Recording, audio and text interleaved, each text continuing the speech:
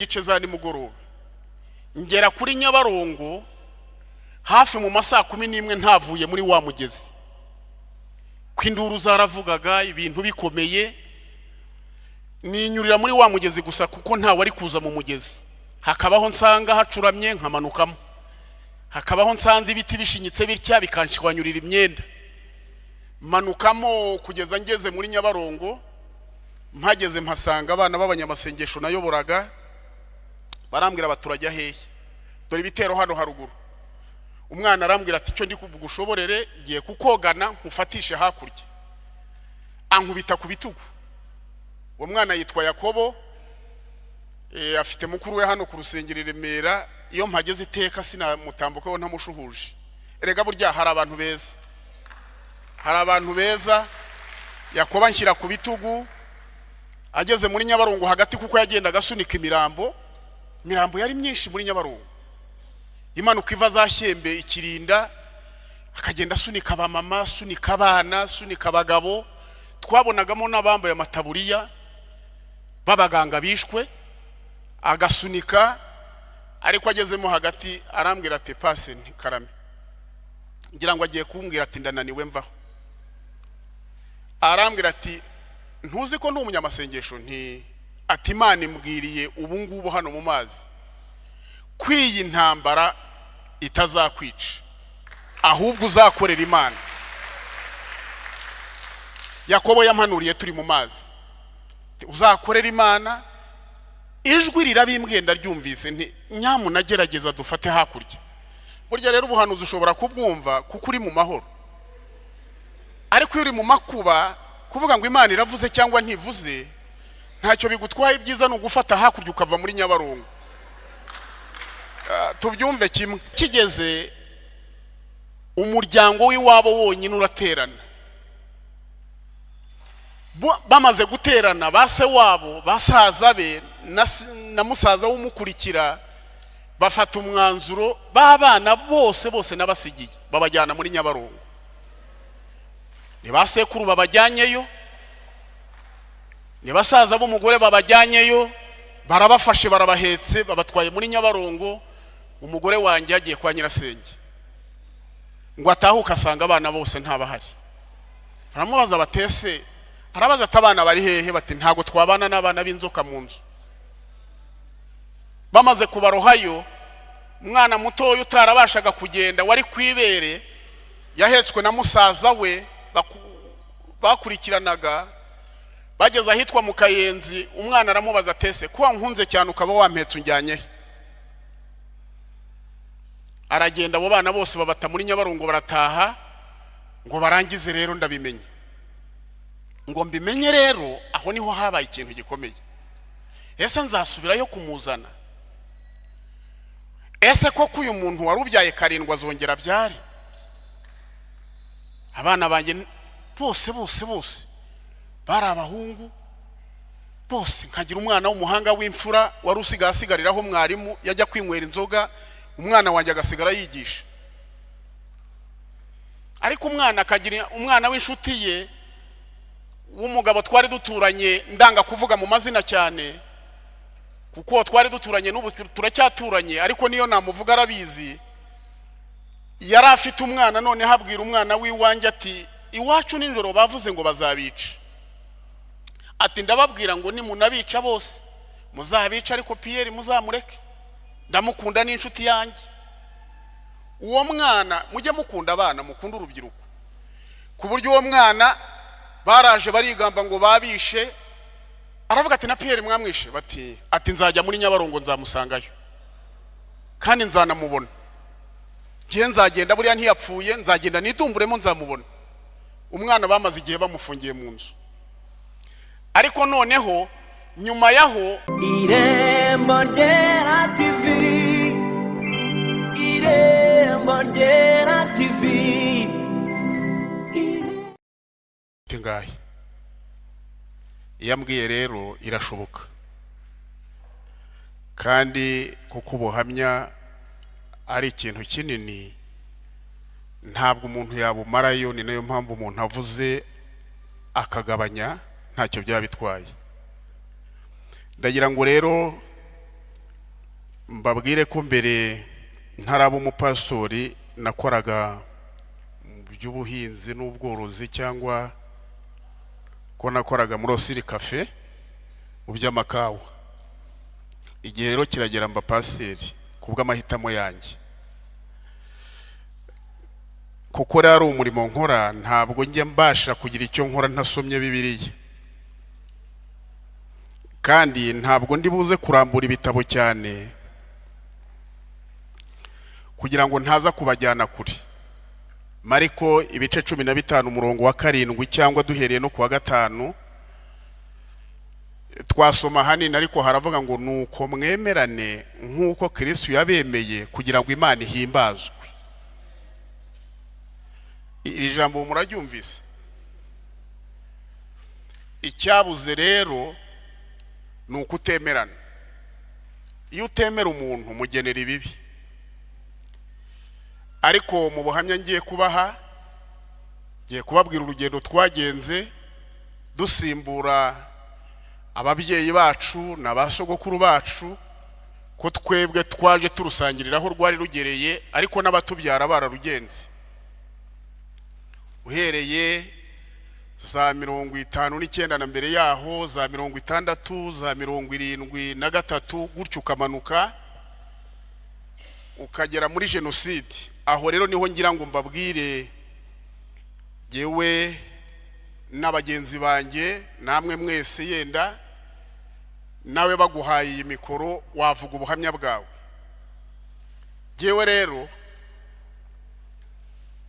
muri 73 na mbere yaho nibwo ba data wacu babataye muri Nyabarongo, baragenda bamara amezi 4 mu gishanga mu bibaya, ahantu habaga hadahinze, bagira ngo barapfuye, birwanagaho ninjoro. Bukeye witwaga Sindabyemerera Burenti wari umudepite, avuye mu nama Kigali abona umwotso ucumba mu gicuku, atuma abantu bajya kureba, basanga ni Mukarane na Rufonsi. Abo bari ba data wacu, data yari hagati aho ngaho. Arabafata arabazamura. Mbere babanje kujya babyita muyaga, ubundi bakabyita intambara, babihaga izina bashaka iyo babaga bageze ku bwicanyi. Arababwira ati muyaga yararangiye, barazamuka baraza basanga kuko byararangiye. Ejo bundi rero muri jenoside nibwo ikintu gikomeye cyabaye, nk'uko mwabibonye amarorerwa yabaye. Noneho barabatemaguye, barangije baranabatwika kugira ngo batazagaruka. Baravuga bati nimwongera kubajugunya bazongera baze nka cyagiye. Ariko ntangire neza, yewe umusore, nta gihe cyashiraga batadutwikiye. Iyo rero badutwikiraga, twari dufite umuturanyi aho hafi yacu, agasahura ibintu byacu akabijyana, akajyana inka zacu. Cya gihe cyo gutwika cyazarangira, ndetse akanaduhisha ya matungo yacu n'imyaka akabitugarurira, ndetse bakatwubakira n'akazu babyitaga kugondagonda, tukabamo. Akaba rero afite abakobwa 3. Gihe kigeze nibwo nyogokuru yambwiye ati noneho mwana wanjye zana umukobwa umwe muri bariya. Ibyo ari byo byose, nubwo bagiye batugirira neza kuriya, ariko noneho nibindi byose bizajya binaza, noneho bazaba banigirira neza nabo ubwabo.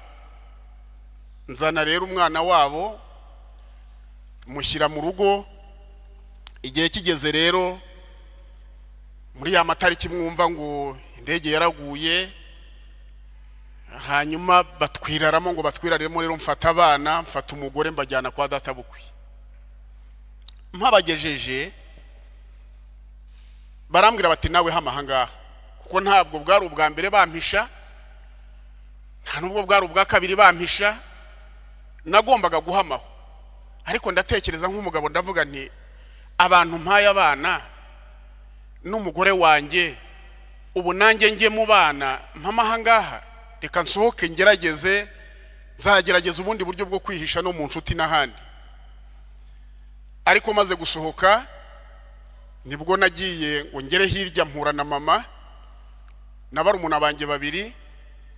Igihe tugihagaze ahantu gato tubona igitero kiraje.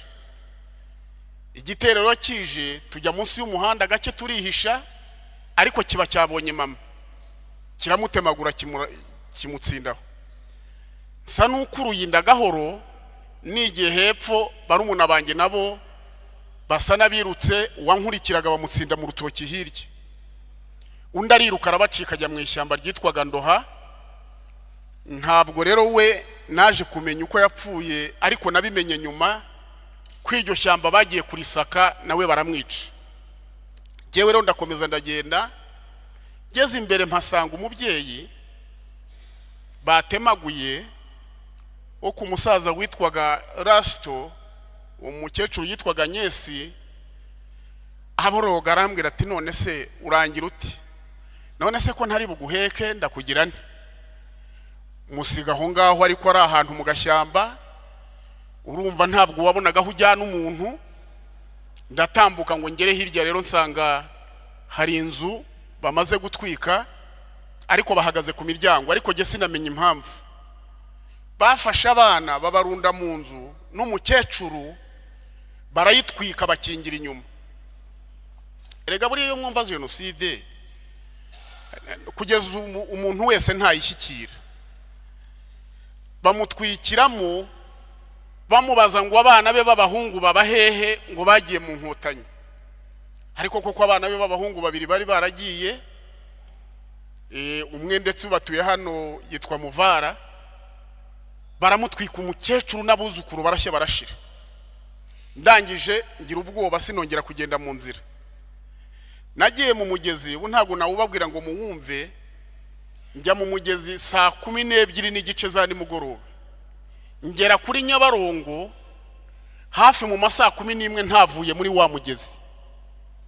Kw'induru zaravugaga ibintu bikomeye, ninyurira muri wa mugezi gusa kuko nta wari kuza mu mugezi. Hakabaho nsanga hacuramye nkamanukamo, hakabaho nsanze ibiti bishinyitse bitya bikanshwanyurira imyenda.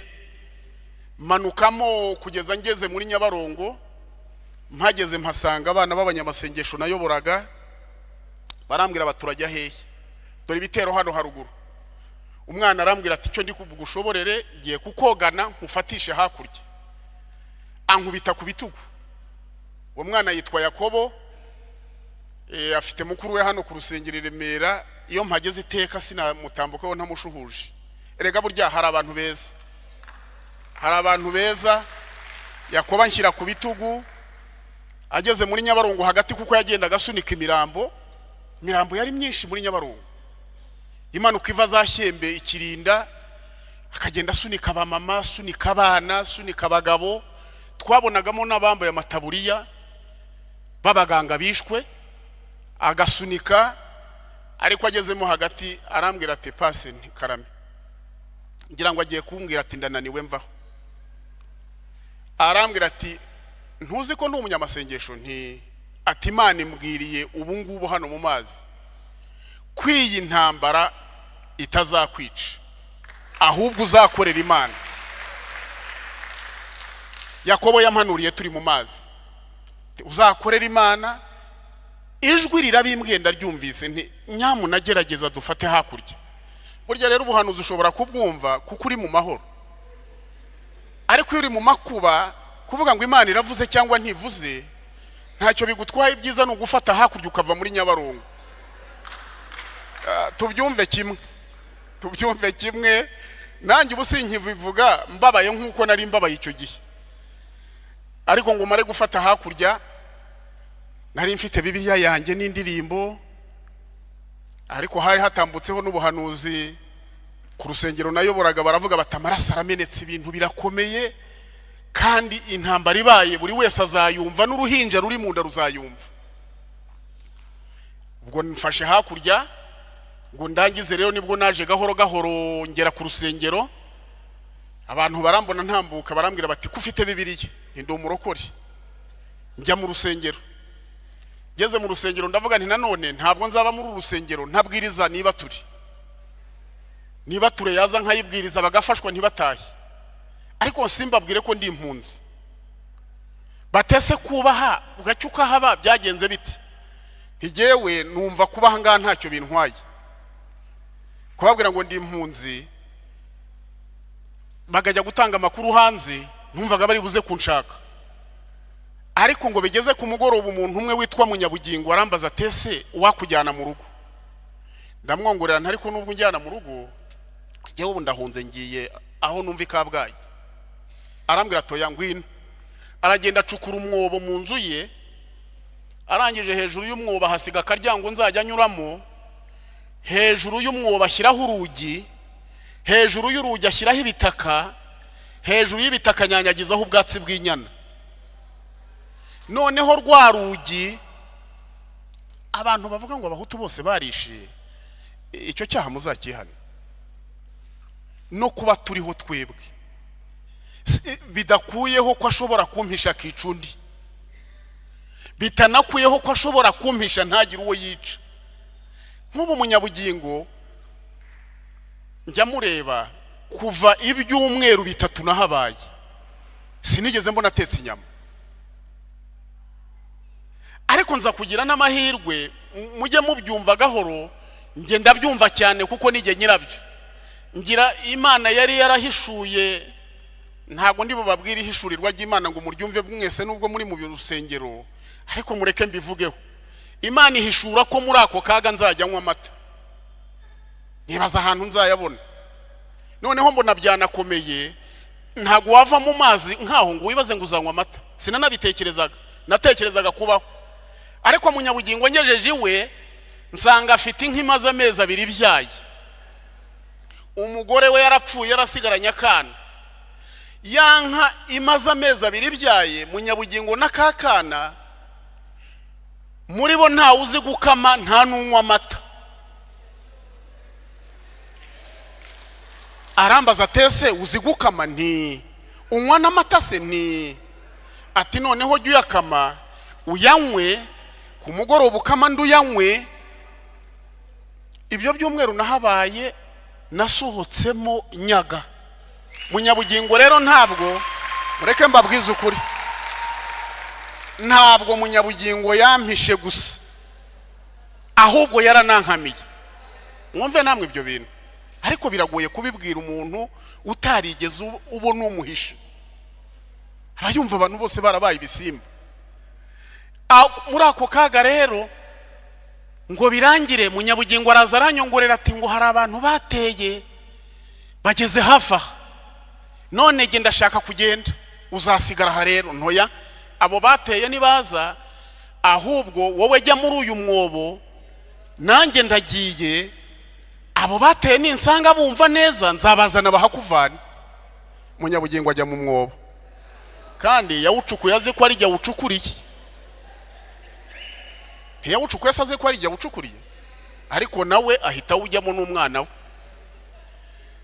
ngo ndangize ndasohoka njya hariya hano hariya Kabgayi nyine tubaye aho ngaho ku mugoroba nibwo twumvise imbundi ivuza amashyi urumva abantu b'abaturage ntitwari tuzi nuko imbundi ivuga ariko twumva imbundi ivugije amashyi papa tubona baduhigaga bari binjiye mu nkambi batangiye gusohokamo hari uwitwa Gasirikari wabagamo yari yaravuze ngo azica abatutsi 1000 bukeye abivaho aravuga ati nzica 100 amaze kwica 99 nibwo ako kabunda kavugije amashyi dusohoka mu nkambi twasanze Gasirikari agaramye nka hariya yapfuye wa undi wajyaga aza gufata abantu akabica agira ngo yahuye n'urusasa agenda ruhita rumutsinda aho ngaho tuvuye aho rero Kabgayi turagenda tuhamaze igihe gitoya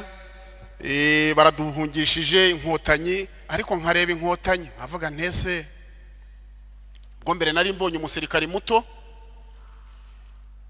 ufite imyaka mike ubwo mbere nari mbonye umusirikari bato rwose mbega kuko ubu bashaje bijya bincika nkabita abana nkagaruka nkihana nyuma ko ese ubu niba banyumvise bagize ngo simbahemukiye ariko bari bato rwose noneho nkabareba biteye udutenge bambaye twa bote bakagenda batubwira bati ntago mucyongeye gupfa. Mu mutima nkababwira ntariko ntago murahura n'ingabo zo kwa Habyarimana, ntago murahura nazo, ushobora kuba muje nonaha. Ntago yari kukubwira ngo murabaho ureba uwo mwana n'agatenge yiteye na kabote n'akabunda ke, twumvaga tutazi uko biri bugende, ariko ukabona abafite impuhwe zibarenze. Nibwo bwa mbere nabonye umusirikare ugira urukundo mu Nkotanyi. Tugiye ahantu hitwa Zaririma, ahantu mwumvise habaga inkambi, ngo tuhagere turaganiriye, ngo bigeraho rero Imana iranyibutse, ngiye kubona mbona umuntu aje yikoreye umwenda uri mwindi myenda, arambwira ati namenye kuri paseri, none abapaseri bose barahunze, nkuzaniye imyenda y'umubatizo. Jenoside nirangira neza, bari batarayita jenoside, nirangira neza, dore tubana hano mu mashuri, wasenze ninjoro ndabyumva numva uri paseri, uzajya utubatiza rero. Ansigira imyenda, ariko yansigiye imyenda numvaga ntashakaga ahari kuzongera gukorera Imana, numva nshidikanye. Ariko ngo amare gutura imyenda y'umubatiza aho ngaho, ninjoro ndibaza, iyi myenda y'umubatiza nsanze ite hano? Iyi Imana igushaka ntuyicika, n'icyo yakugeneye ntuzagicika. Ikibazo nuko tutemerana gusa, wemeye ikindi mo nkemera ikikurimo, ibintu byaba byiza. Uyu mugabo nubwo yampamagaye ntari hafi, ariko ndavuga nti ni muri Kanombe, ati ntago nareka kuza muri Kanombe. Ngo birangire rero tugeze aho ngaho, buracya abasirikare badukoresha inama, baratubwira bati mutahe mujyi wanyu, ni mugeri wanyu muzaba abagabo, nta uzongera kubica, muzasanga ingabo zacu, muramenye muzakore mubeho. Batubwira ngo tugiye gutaha, tukumva twahama mu nkambi. Ako wasize hirya hariya kugira ngo utenyuke usubire, uzi ko ubu hari abantu batarasubira iwabo, kandi mubonaho ibihe bigeze. Ubusa amatongo yanjye ko ntarubaka y'inzu, ntabwo ndubaka y'inzu kandi amahoro arahari, ariko mba numva nzagenda nkayubaka. Ryari se n'iyi myaka, ariko ubu nzayubaka kuko mbitekereza, nintanayubaka nzareba umwana umwe muri bariya ngende mureka hubake, cyangwa nundi ubwo se nzaba ntahubatse. Ngo turangize rero dusubiye iwacu rero, baraduhata bati mugende natwe. Abasirikare turagiye, dusanga ubwo bagiye intera hamwe zishobora kudusangaho. Ibyiza ari uko twumvira Inkotanyi, ariko Inkotanyi rero nimvuga Inkotanyi mujye muhita muca akarongo muvuge ngo uze kuhagaruka. Inkotanyi hari n'igihe rero twe tubivuga, twabivuga abantu bakumva ni nko gukabya, cyangwa bakumva turavuga neza Inkotanyi kugira ngo zitwumve. Inkotanyi yumve mu buryo bw'umuntu wari gupfa ninjoro saa 12 akabaho,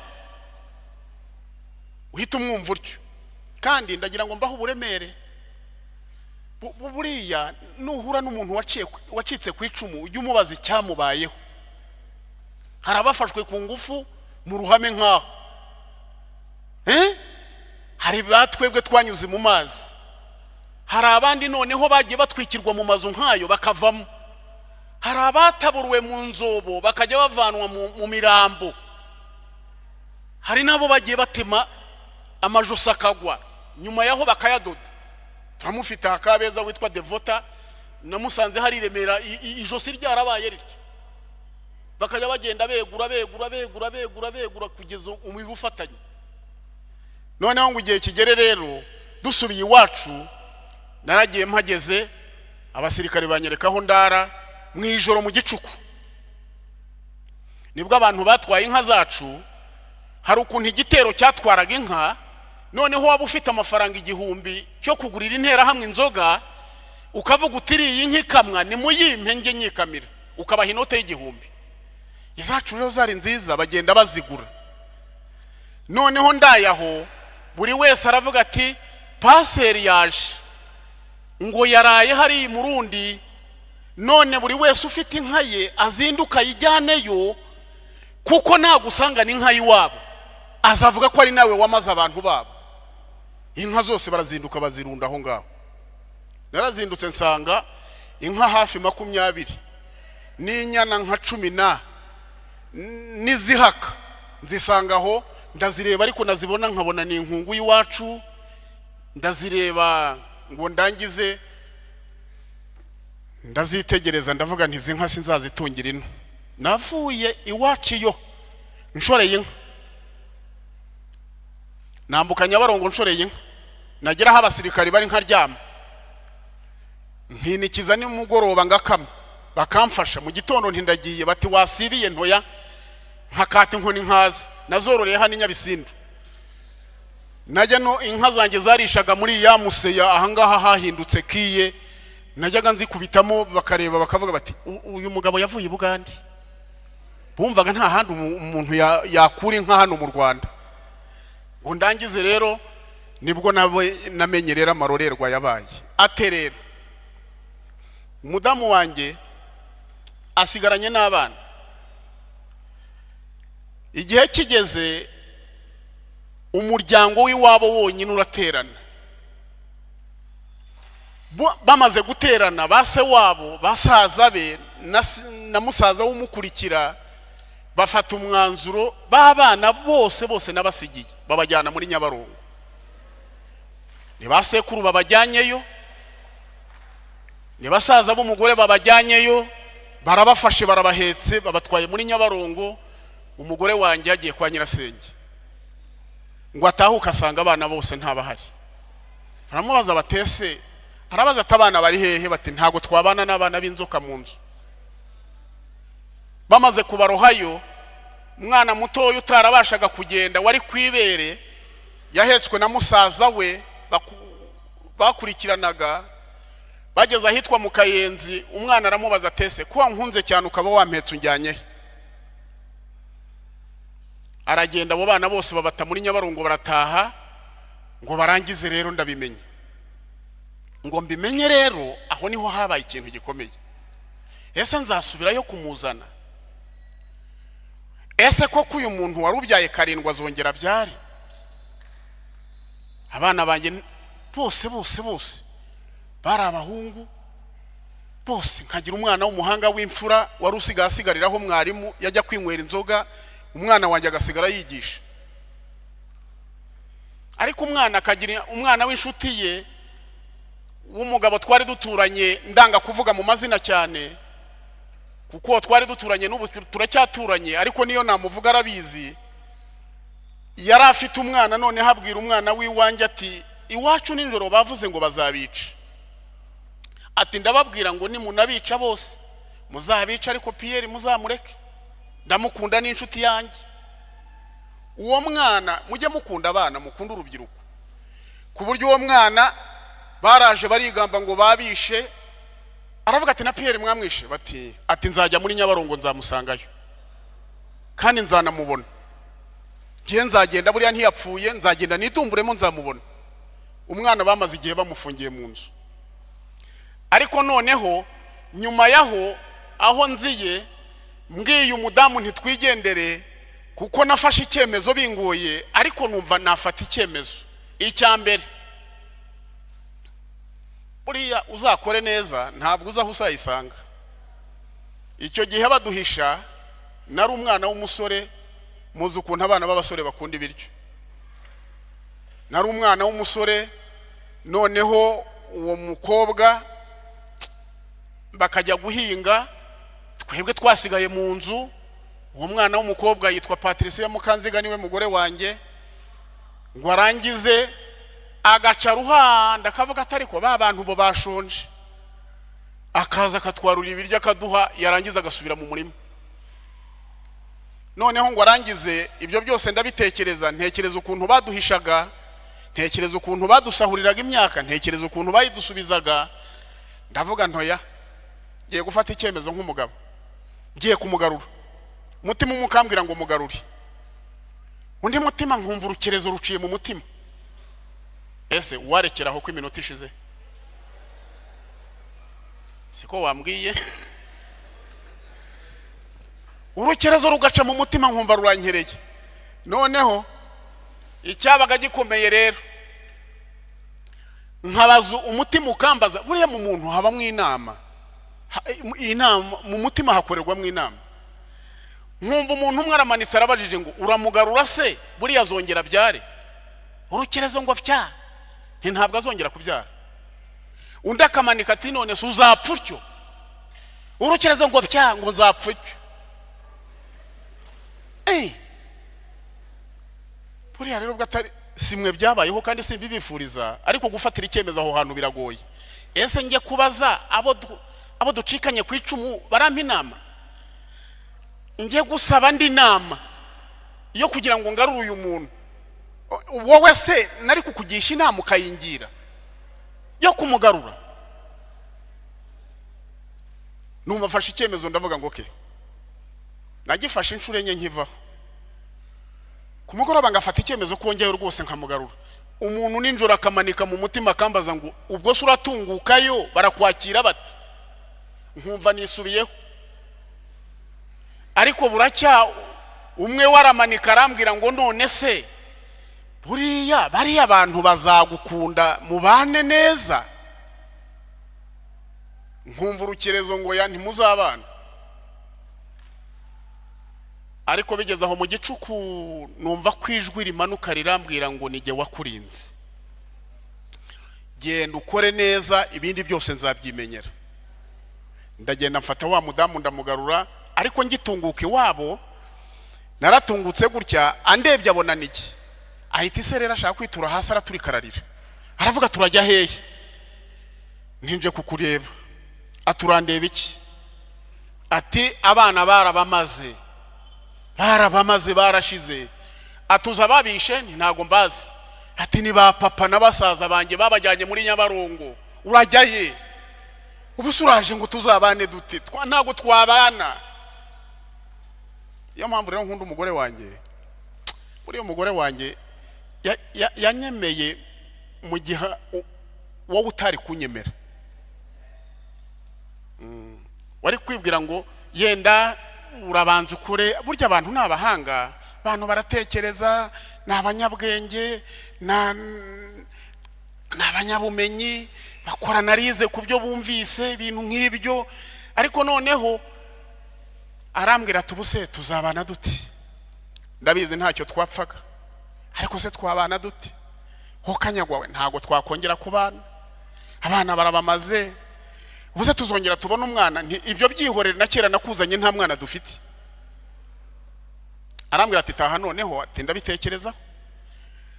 Buracya ndazinduka nsubiraho ndamubwira nti twigendere, nta nubwo tuzabino tuzajya kuba i Kigali. Ati ya baba we, ati ninjoro iwacu bambwiye ngo wabaye inzigo, iyo abantu bisha abantu ntibongera gusubira muri uwo muryango wabari inzigo. Ntoya, ntabwo ari wowe wicanye, ahubwo va mu nzigo wowe yiziri. Bakwiciye abantu ahubwo babivuze neza, va mu nzigo. Atari kurabiza ati reka tugende. Buriya rero ntihazagira umuntu ubyina hagati y'umugabo n'umugore bamaranye igihe, ubyinamo ariko ukazahiramo. Umugabo n'umugore bamaranye igihe ntukababyine hagati. Nubwo waba usuti, nubwo waba umuha ibingana iki. Njya nseka abagabo avuga ngo uriya mugore ngo ni inshuti yanjye, ngo umugabo we ngo yaramunaniye, ngo ntese barabyaranye. Ati ntibafite abana bangahe? Ati batatu. Wowe se mufitanye bangahe? Nta numwe. Uricara ukumva gukunda kurenza uko akunda umugabo we. Abagore n'abana beza apfa kuba kuzi amateka meza. Ngo arangize arambwira ati twigendere. Ubundi se iby'inzigo turabizi, turaje ngo tumare kuzi induru isigara ivuga. Agiye kumwica, azamwica, ingoma ni yabo, buriya nta kundi, ntago yashaka undi uriya gihari. Namuzanye sanga niki tuzi Kigali. Yari afite ibiro nka 20 na cya 30. Kuva abana be bapfa bamwicira ntago yongeye kurya. Umve na uwo muntu habayaho, ariko subu wamukwereka nuko bampamagaye nihuta. Uzabitegure neza ikindi gihe nzamubazanira abari nawe ubaha ubuhamya. ngo birangize rero turaza dutuye hari Nyabisindu. Noneho buriya abantu ntabwo bashoboka, hakaza nk'abantu bagenzi be bahuje ubwoko bakambwira bati wowe Kanyagwa ubona kureba ati, ariko jye nawe twarabanje tunoganye inama turavuga duti noneho ubu abantu bazatubyina hagati, ubwoko bwawe ujye ubwakira wumva ibyabwo, nanjye abanjye nzajya mbakira numva ibyabo, ariko ntukajye wemera ibyabo, tuzajya tubivugana nijoro. Akambwira tuzi noneho ibyo bambwiye ngo uzanyica ntibihorere, ariko nanjye bene wacu bakaza bakambwira bati wowe Kanyagwa twari tugeze amahirwe tugusigaranye, dore za gacaca ziraje, ubuse kuko yewe ariko se uri muzima se nturoze, ngaho ni mundogore rero, none se ubungire niba ndoze ubu nagira nteze. Ariko buriya nimureke mbabwire, buriya hari ijambo tujya dukora dusezeranya mukarisuzugura, iri jambo rivuga ngo mubaye umwe, kugira ngo uzaribohore biragora. Uzasiga se na nyoko, ubane n'umugabo wawe n'umugore wa karamata, mwembi muzaba mubaye, birahambirana bigakomera. Ngo birangire rero akantekerereza, hari n'igihe yigeze kuganira n'abantu bari bavuye Cyangugu, baganira bagira ngo nasinziriye. Burya abanyarwanda n'abahanga, ushobora kugira ngo umuntu yasinziriye ari maso, none se nta n'ushobora kugona, usibye ko jye ntabikora ndi pasiteri, ariko bagize ngo nasinziriye. Noneho ngiye kumva numva arababwira ngo ariko se ubundi iyo mumbwira ngo azanyica muba mushaka ko mpungirahe, batuye ntabwo wari kugaruka, ubu waradutsindishije, wagombaga guhama ahandi tukagushyingira undi, atundi ndi atari ko se ubundi mwari kunshyingira uwagiye kuri bariyeri, mwari kunshyingira nde, noneho mwaranyiciye n'abana. Arambwira atari kubu iyo mwumva, ubwo nakaganiro bikoreraga muri sari wanjye mu nzi Nyabisindu, arababwira tusibye ko twihagararaho mubona turi abantu n'ibintu basaza bacu bakoze na ba data, ubu ahubwo mwaretse tukareba ukuntu twikuraho iki kibazo. Bati nta wagushobora, turigendeye. Ubwo bamubisikanyeho ngo bazamukura iwanjye, nanjye mukomeraho, kandi Imana ishimwe yarankomeje. Imana ni umuhanga burya. Ngo birangire rero Inkotanyi nkabona burakeye, nkabona baratubwiye bati nimubeho mukabaho, nkabona nyakubahwa afashe ijambo. Eko buriya tujye tubivuga tunabigarukeho, twagize umuyobozi, buriya twagize umuyobozi utajegajega. Ntabwo mbibabwirira ko namwe mutabizi, ariko twagize umuyobozi akabwira wacitse ku icuma tiva mu nzu ya rubanda, Imana izaguha inzu ndabizi. Akabwira wavuye hanze ativa mu nzu y'abandi ukayivamo. Nimureke mbabaze, ubu iyo tuza kuba turi mu mazu twabohoje, twari kuba turi abagabo? Ngo birangize bukeye rero njya kwaka icyangombwa ngo nze nibere mu mujyi, njye nkorera umurimo w'Imana hano mu mujyi. Ngiye kucyaka nsanga barabaza abanyamubatizo iwacu, umushumba wacu arambwira ati genda ubu tubariza abanyamubatizo, hanyuma niturangiza turaguha icyangombwa ugenda i Kigali. Mureke mbabwire, ikigeragezo iyo cyakubayeho akaba ari ubuhamya uzatanga, Imana ihora iza kubusura. Mubona bazaga umubatizo hazamwe umwana witwa Uwitonze yambaye imyenda y'umwana wanjye w'imfura, arinjira arambwira ati mbona arikanze, ntese niki? Ati imyenda nambaye ni y'umwana wawe. Ninde se wayiguhaye? Ati bajya kubata muri Nyabarongo babakuyemo imyenda barayiduha. Ati nakana karayambaye, nakana karayambaye, nakana karayambaye. Umutima urambwira ngo iyi myenda ubu uyu mwana arayisubira nayo. Umutima urambwira ngo yimwake. Umutima urambwira ngo bayisubiranyeyo, waba uri muzima? ariko hirya y'iminota nk'ingahe numva umwuka wera aratabaye arambwira ngo nubona iyi myenda urabubonye umwana, mbwira witonze ntiwatsinze, taha nta kibazo, taha ntiwitonde ngaho senga, utate ntago nashobora gusenga, ntigenda watsinze. Ejo bundi ubukwe bwacyujwe n'aba bana b'isamuduha niberaga hirya ha samuduha, sinshobora kuhava. Nubi bajya bambaza ngo ubarizwa he, ntimbarizwa isamuduha. Nguriye umuyobozi waho waranabizi, arabizi ku isamuduha twarafatanye. Ngo turangize rero, ni naho nawe nakumenyeye, ngo turangize rero. Ejo bundi umwana wa murumuna wanjye uwo batsinze mu ishyamba, niko gakobwa nari mfite konyine, ndibuze kubabwira n'ibindi ho bikeye. Ubu ngiye gusoza, muhumure sinjya nica gahunda nubwo nkuzi, ariko nyine nimwe mwambwiye ngo ninkomeze, hirya yo gukomeza ntimwambwira iminota. Ngo rero ndigeneraho miki, ariko sinkugerageze ngo birangize. Rero yigaga i Butare, ahurirayo n'umusore aramurambagiza, barashimana. Araza arambwira ati nabonye fiance, ndambura amaboko, senga Imana, nshima Imana ninjoro, ngira icyumba cy'amasengesho iwanjye. Amuzana rero kugira ngo murebe. Araza umusore w'umwana mwiza rwose, aricara, bwira Imana nti Imana ishimwe, nti haleluya, dore mbere nabereye. Umwana aranyibwira, ambwiye se, nsanga ni wa mugabo wishe mama, nsanga ni wa mugabo wajyanye abana muri Nyabarongo ayoboye ibitero witwa Sekamonyo, akaba se wabo w'umugore wanjye.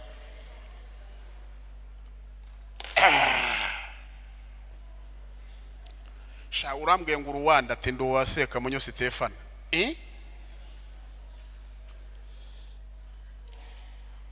Akana kamwe kasizwe na murumuna wanjye nkunikira bwaka nacungiragaho, na se witwa Sekamonyo ntaraza kunsaba imbabazi, n'umugore wanjye ari we mukobwa we ntago barabasha guhura, none umuhungu waraje.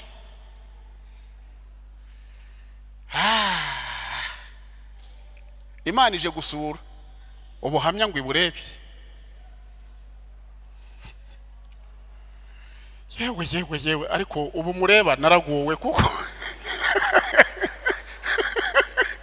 yego yenda nawe ufite ibyawe, ariko ze burumva harabona kandi buriya nimuhura n'abantu mu muhanda ntimukajye mubakinaho, ntimuba muzi ibyo bahuye nabyo. Reba nko kugira ngo uhure nanjye unyigireho uko ushaka, umbwire ngo ubu nakugira ntya, ndakureba nkabona uri nk'umwana utoba urwondo.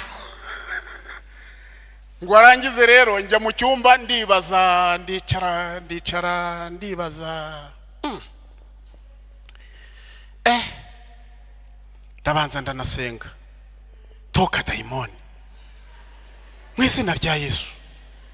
Ariko se koko buriya n'uwa Sekamonyo cyangwa arambeshye? Reka hari ibintu wumva ukagira ngo sibyo, ukumva biri buhinduke. Nsanga nuwe amaze gutaha, mpamagara Beyata, ndamwicaza mu cyumba, ndamubwira nti Beya, yewe kanyagowe, reka nganire nawe. Turaganiriye, kurya nawe waganira n'uwawe, ababyeyi bose ni bamwe, turaganiriye. Sinirwa nkubwira ngo namubwiye gutya, ni nkuko wamubwira, twese tukunda abana kimwe. Gusa ako nibuka namubwiye cyane nuko namubwiye nti buriya se mu kwibuka ntuzajya utuka kwa sobukwe, ntuzajya utuka abantu baho washyingiwe. Ati papa ati ndabiretse, atariko nimbireka nzaba umubikira, nta handi nzashaka. Sanga usibye Pierre wenyine nta wundi mugabo azashaka usibye. Ndavuga ntese ibi bintu noneho ngiye guteza nibiki. Ninjoro rero ndyamye nibwo nibaje, ndavuga ngo Beyata nansobanuza nzamubwira ko ari iki gitumye ntamushyingira, kandi narakijijwe n'umupasiteri. ndakibura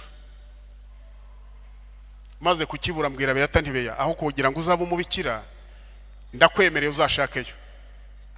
Umwana akoma amashyi arangije arapfukama arasenga ararira arambwira ati papa nzagukunda ubwo nkundi uriya muntu kandi mu bihe bidashoboka nanjye nzagukunda. Si mwebwe mwamukingiye ngo birangire rero umunsi w'ubukwe se w'umuhungu yanze kuza, ahubwo se w'umuhungu akabaza umuhungu ati wagiye hariya wabuze abakobwa handi? Umuhungu arabimbwira ngo abimbwira arambwira ati papa ntiyashaka ko nza hano. Ni noneho iyizire ubwo mbonye umuhungu n'umukobwa ngo birangize rero ubu babyaye kabiri. Nanjye nuriya mu mama navuga ngo si tuzongera kubyara, twabyaye abana b'abahungu beza babiri ubu turabafite. Noneho rero si ibyo gusa rero ntidufite abo bana b'abahungu gusa, dufite n'igihugu. Noneho Imana rero yaradushumbushyije idushumbusha n'abantu bari babaga mu bihugu hanze, babaga i Burundi, babaga Tanzania, babaga Uganda, babaga Kongo, barataha. Noneho nagera hano mu mujyi nkareba nya abona abantu baragarutse.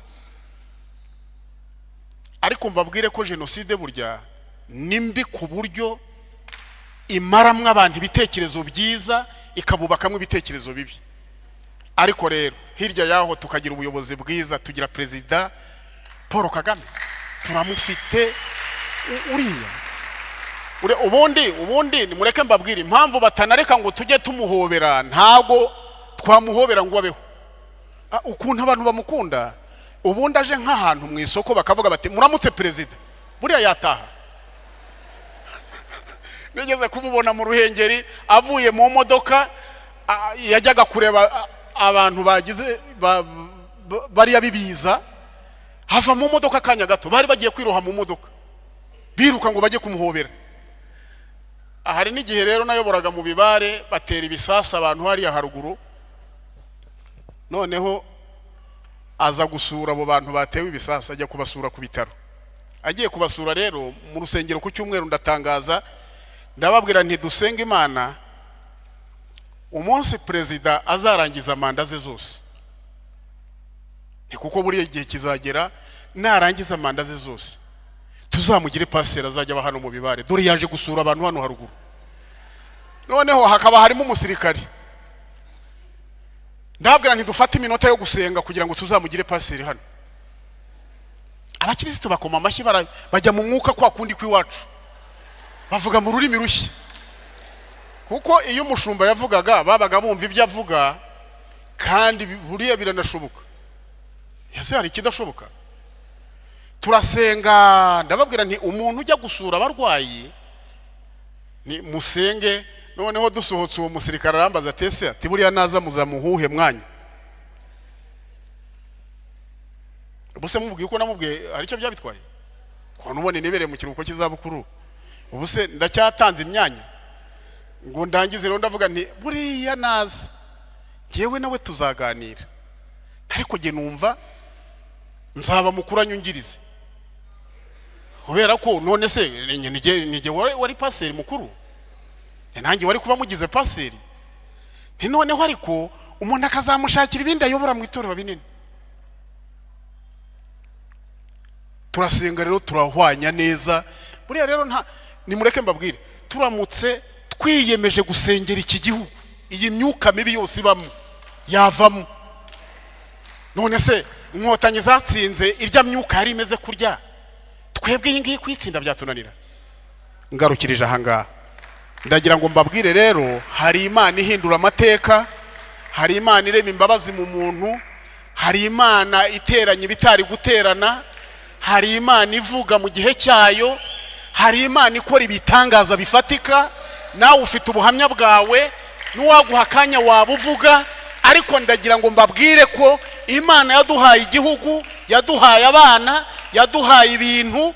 Mureke twe kubirangaraho, ahubwo tubikoresha uko biri. Naho iby'amoko, amoko se ubyandika ni ubyandikura. Kuguha icyandiko ngo dore icyandikura umuhutu kizakuvura iki?